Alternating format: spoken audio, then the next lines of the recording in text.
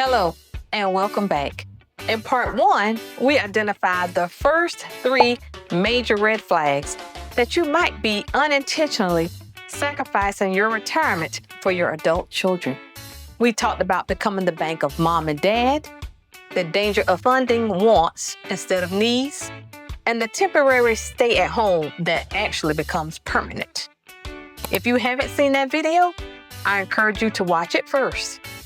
Today, we are diving into the final 2 red flags, which involve the most serious risk to your financial security.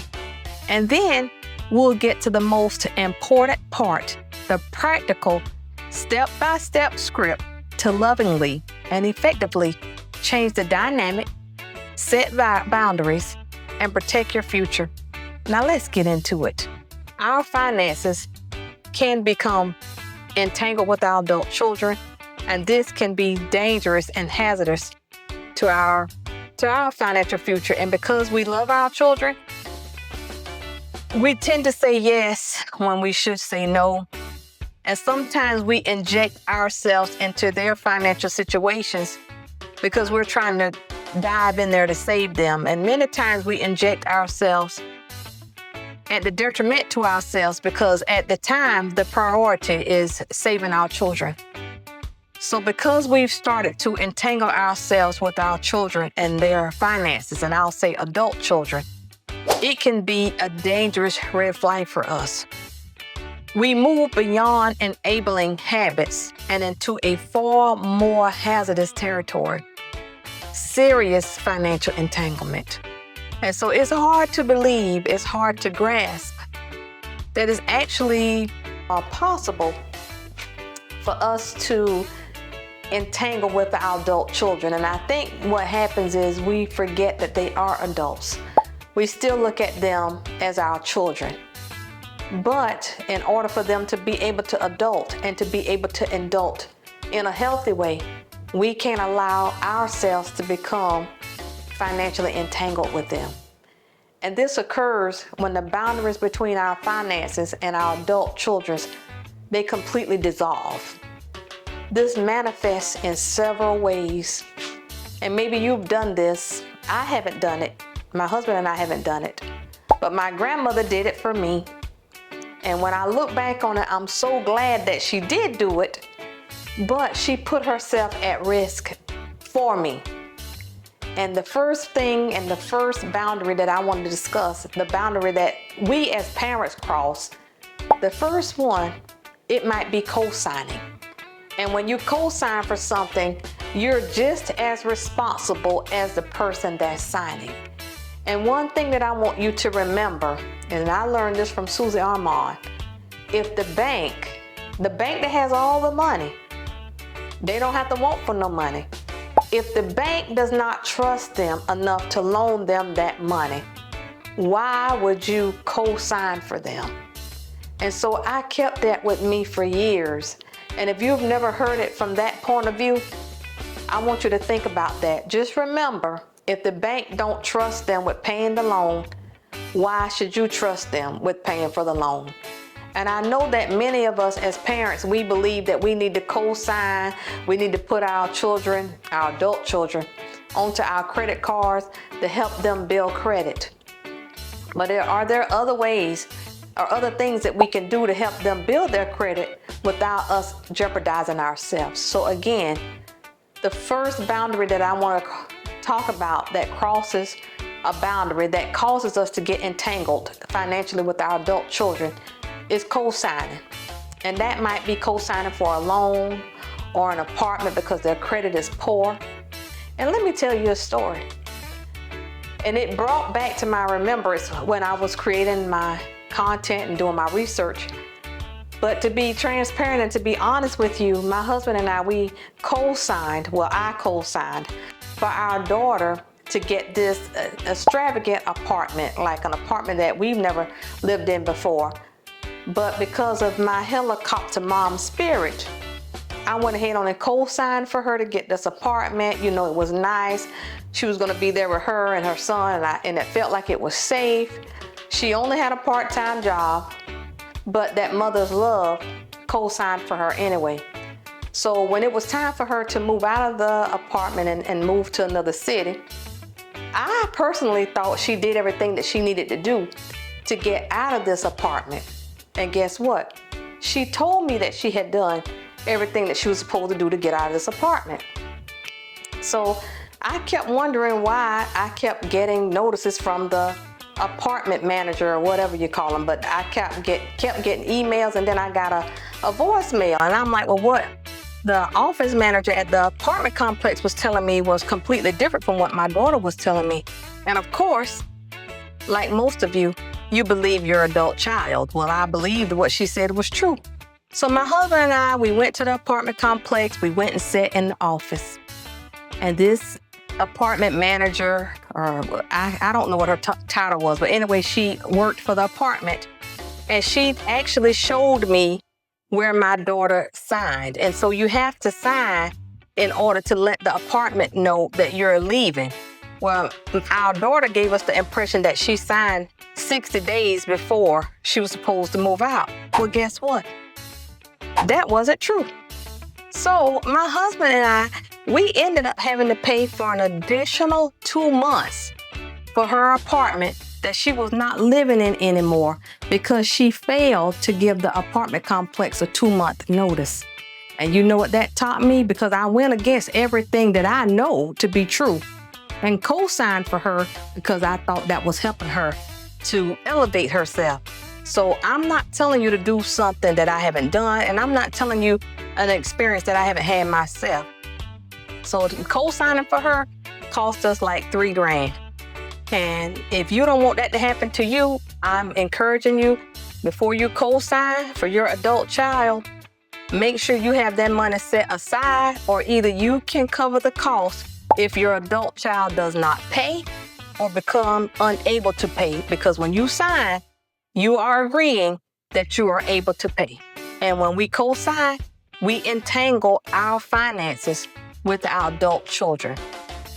Sometimes, like I said, we could add them to our credit card for emergencies, only to discover that they are abusing this card. They're getting daily lattes, they're going out to eat with their friends, they're going to happy hour with their friends. That's not what you gave it to them for.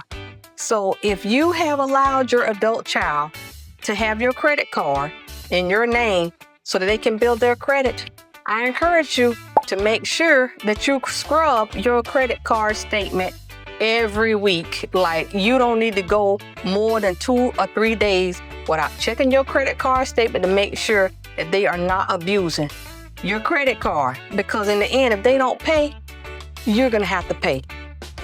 And in the most extreme scenarios, it can involve so much pressure that you will withdraw from your 401k, which comes with a tax penalty if you have not reached the age as to where you can withdraw from your 401k.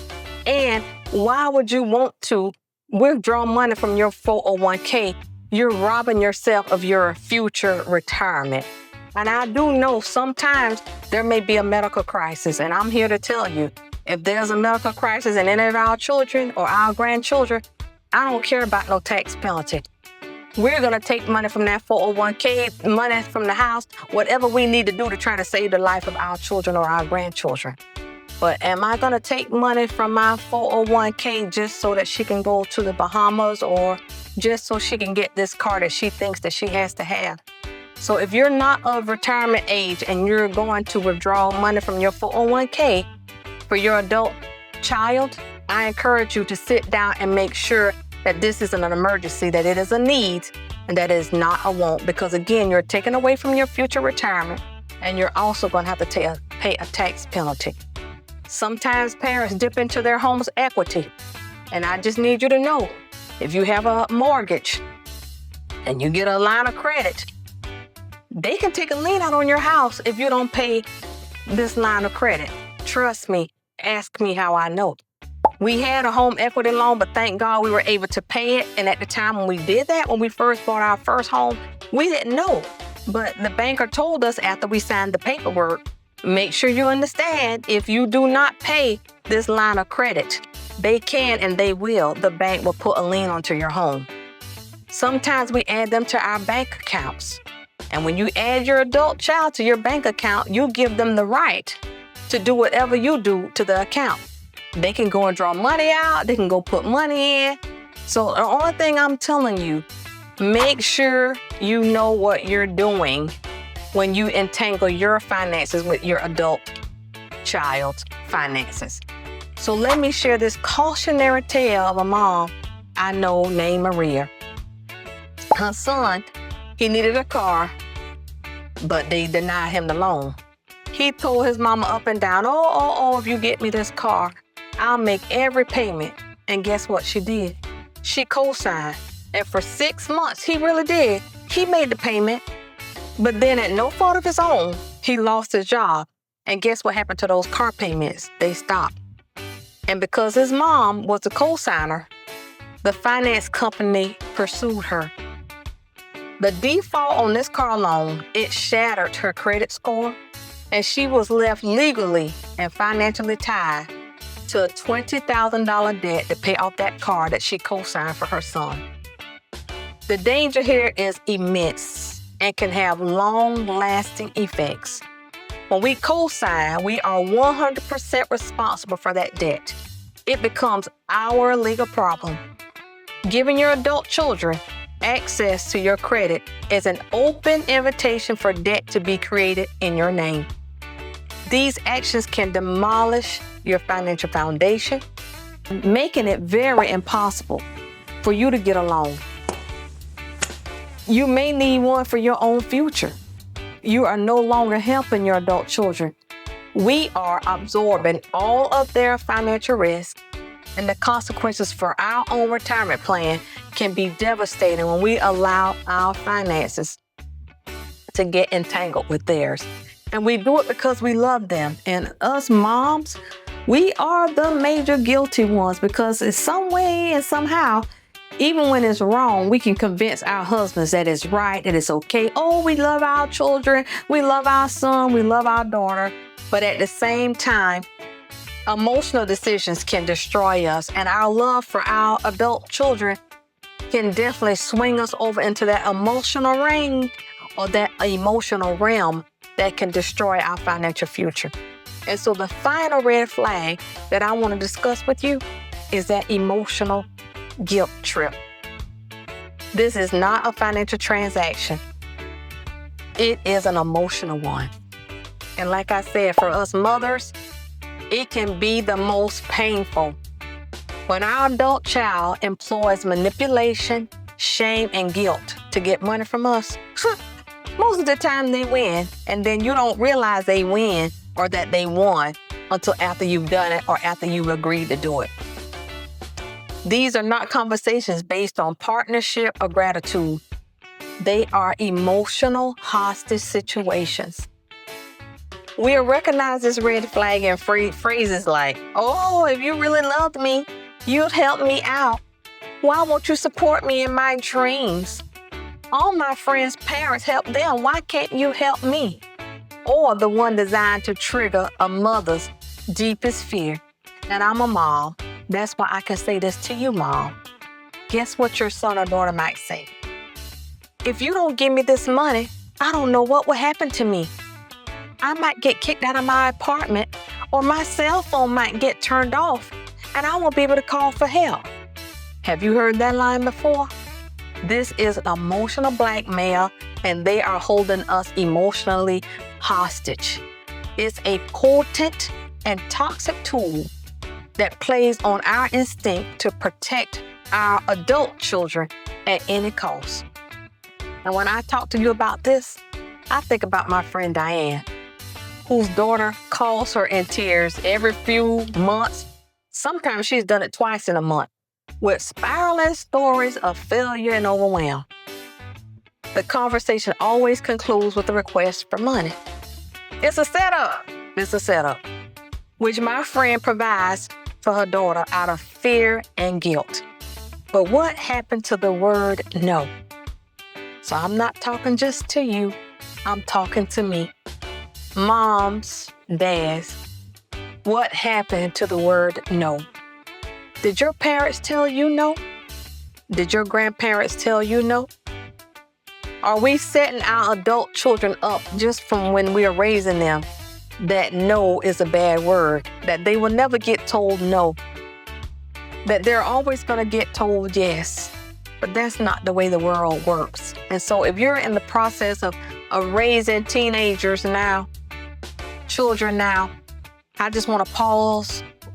It's on my heart to say this to you. Make sure that you're raising your children to be okay with no. Don't let them think that everything is going to be a yes, because when you do, it's going to affect you later financially, and it's going to affect them, because when they go out into this world, they're going to get told no a lot, and they need to be able to emotionally handle it.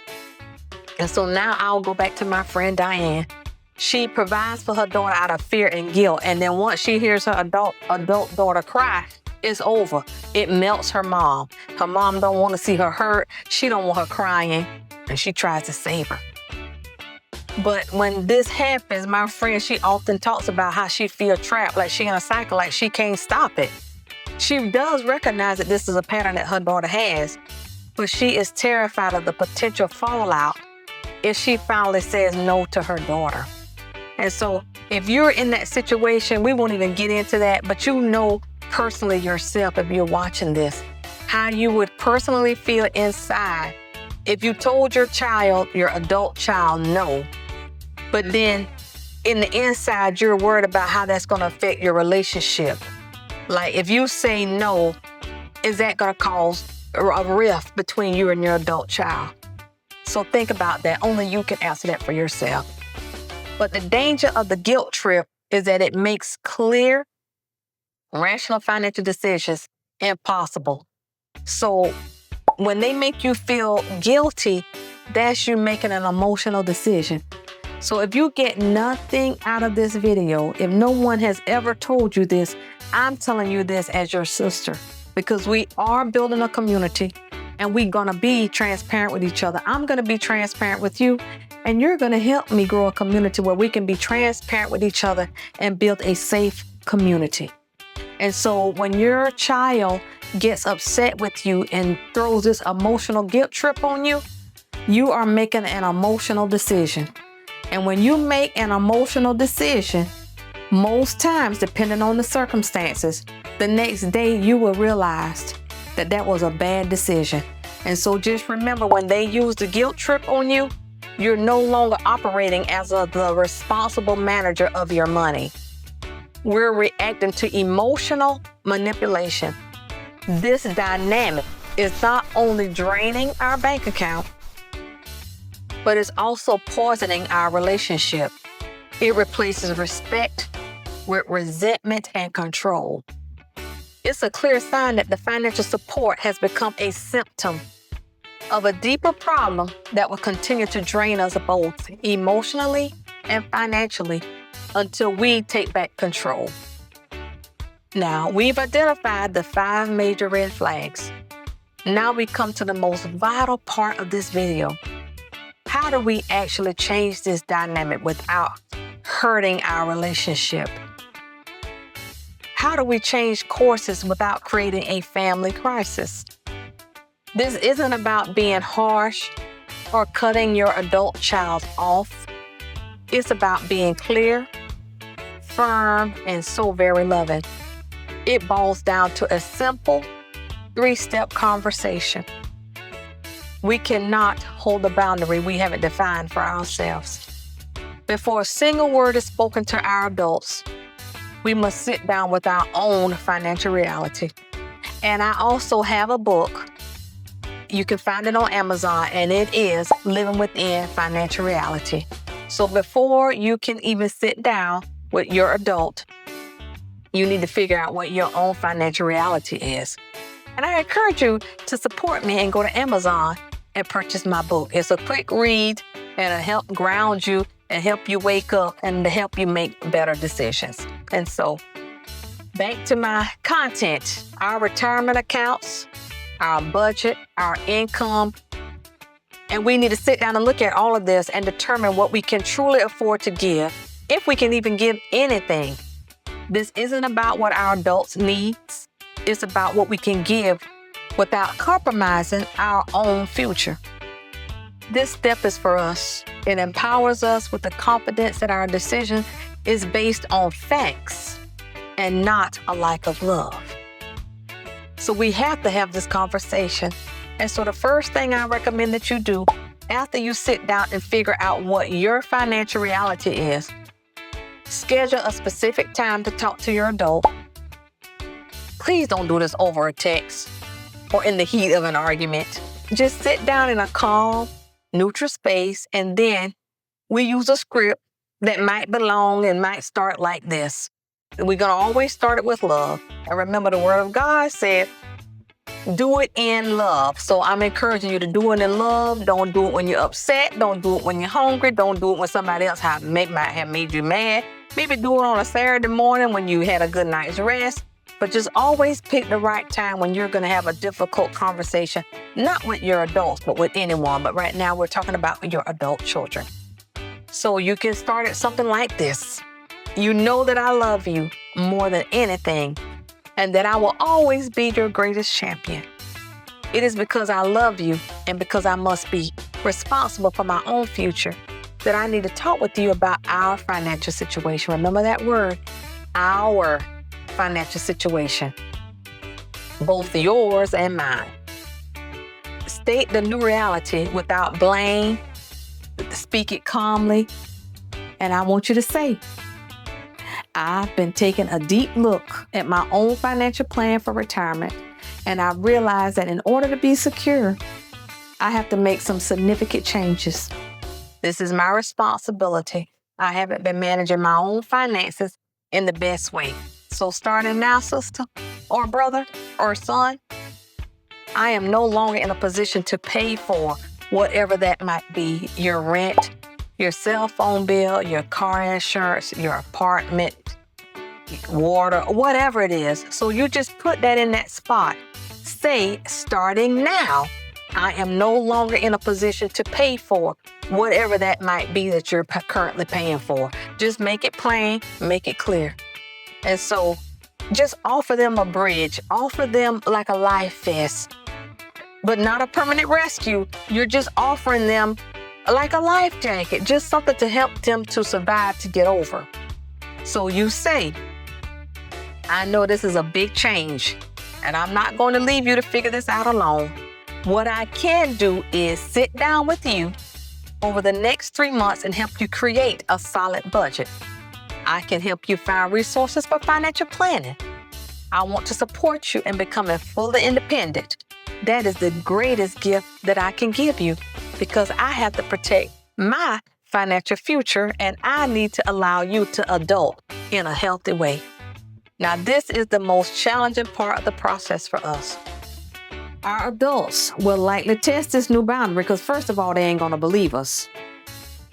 They may express anger, attempt to use guilt, or they may present you with a new emergency a week later just to test you. But we have to hold strong. We got to hold the line, and we got to stay calm. We got to be firm with love. When they ask again, we just simply reaffirm this new agreement, what you just sat down last week and told them. You say, I know this is hard and I love you, but as we discussed, I'm simply not able to cover that cost anymore. Let's look at that budget we talked about and see how we can empower you to make it work. And they can make it work. If they are a young adult, they are single, they don't have any children, they have an 8-to-5 job, there's no reason why they can't go to Target or Walmart or someplace and get them a little part-time job and make it work. Again, like I said in the first video, while we are alive, we cannot handicap them because we're not going to be here forever. And when God takes us home, we want our adults to be able to survive without us. But if we hold their hand, if we bail them out of everything, if we don't allow them to learn how to survive now as an adult, we're not going to have peace if we get the option to die peacefully. And you want to know when you're 85, 95, that your child is able to make it without you. So the approach that I'm giving you, it elevates the entire conversation. Let them know it's not about punishment, it's about partnership. is not about abandonment, it's about genuine empowerment. And if your child is dependent on you, you may have to take it a little slow, but do it. Because if you ruin your financial future for yourself, are you going to have to depend on your adults to take care of you? And we discussed that already. If you want to hear more about that, then I recommend that you go and check out part 1 in my previous video. Having these conversations is one of the most practical acts of love we can do as mothers, and we can watch them grow. Maybe they'll come back and ask us for advice. So they might come back and say, well, Mom, what do you think about this? Should I move this? Should I move that? Giving your adults the opportunity to come back to you and ask you to share your wisdom with them. Sister, that's a blessing that they trust your judgment. Do you know how that will make you feel if you give them enough space and enough room to come back to ask you for your help and your guidance without asking you for your money? So to make this easier for you, I've created a free downloadable PDF guide. It's called 5 word-for-word scripts for financial boundaries. It covers various scenarios like how to say no to co-signing a loan, how to set a firm move-out date, get them off your sofa, get them out of your guest room, and how to stop funding non-essentials. It's a powerful tool to help you find the words that are both loving and firm. The link is in the description below, and you can download it for free. Now let's quickly do a recap over the 5 red flags. The bank of mom and dad is always open. That's number 1. We've become a constant, unsustainable source of money. You're funding wants, not needs, number 2. Our money is supporting a lifestyle, not actually survival and growth. Number 3. The temporary stay becomes permanent. Get off my sofa. Get out of my guest room. They're staying in your house. They're living home rent-free with no clear plan, no Excel spreadsheet to help them move out. 4. Your finances have become dangerously entangled. The lines have blurred through co-signing and sharing accounts, such as bank accounts, Visa cards, American Express. And then the last one, the most damaging one to you, in my opinion, is the emotional guilt trip. We're being emotionally manipulated for money. Now, recognizing these signs is the first crucial step toward making a change. Taking action by having that direct conversation is the second. This isn't about being selfish. It's about being responsible. It's about ensuring the future we've planned is one of peace and security, and about giving our adults the most incredible gift of all, their own strength. That's what you raised them to do. That's what I raised them to do, to be able to function in their own strength.